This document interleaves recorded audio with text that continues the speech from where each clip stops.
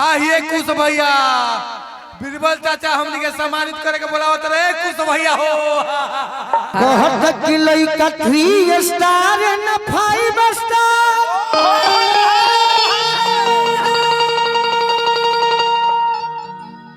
न 7 स्टार के मेला में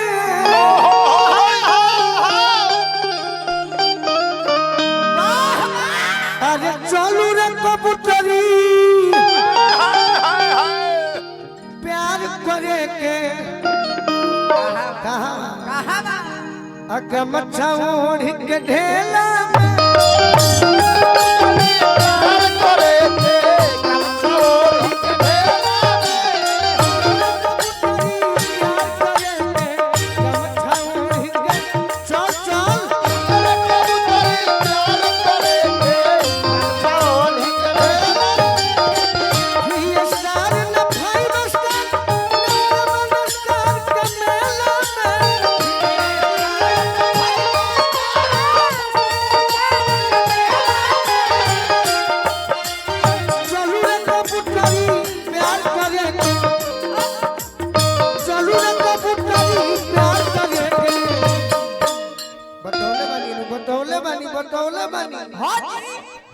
अगर मच्छा ओढ़ के ढेला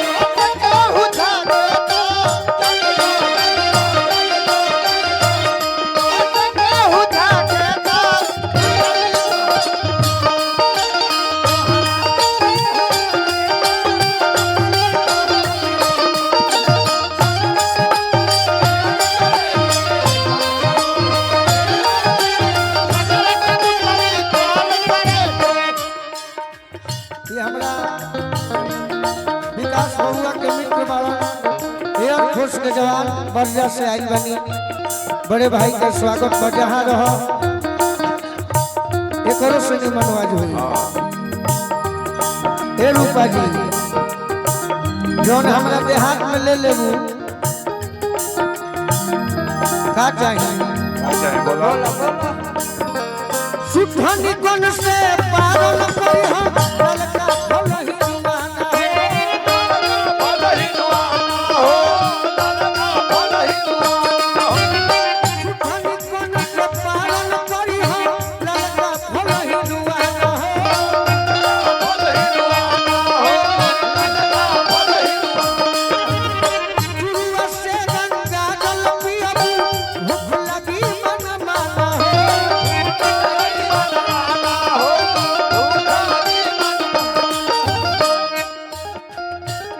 लंदन पेरिस टोक्यो फेलवा और ये गांव के बगल में नैनी जोर गांव पड़ेला सबसे बड़ गांव है हमनी के समाज के वो गांव में हमारा दुख के संगतिया हमें फौजी जब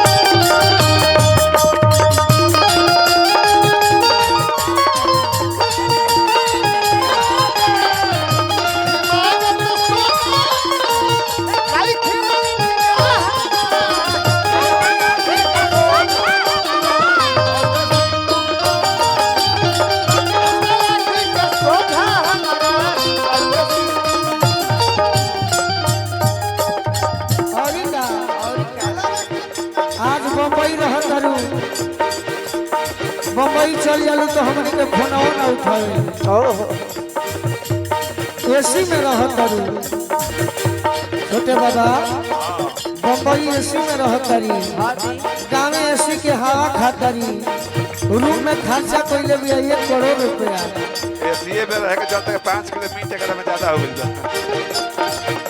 है अरे देही में पुरुआ पछुआ खेती रोवा के आइए कुछ भैया बीरबल चाचा हमनी के सम्मानित करे के बोलावत रहे कुछ भैया हो।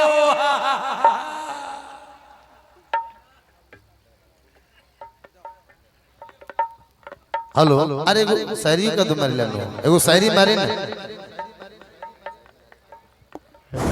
हेलो हेलो शायरी से पहले भाई लोग हम भगवान के एगो गाइल चाहते नहीं परमात्मा के भगवान से बढ़कर दुनिया में कुछ नहीं होता है।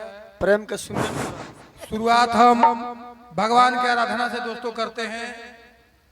इंसान पागल नहीं होता है भाई लोग, उसको समाज पागल बनाता है।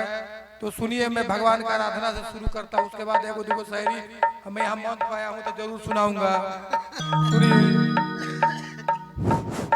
ना पहले ना बाद में जो कुछ तुम पाओगे, जितना लिखा है भाग्य में उतना ही खाओगे हो। ना पहले ना बाद में।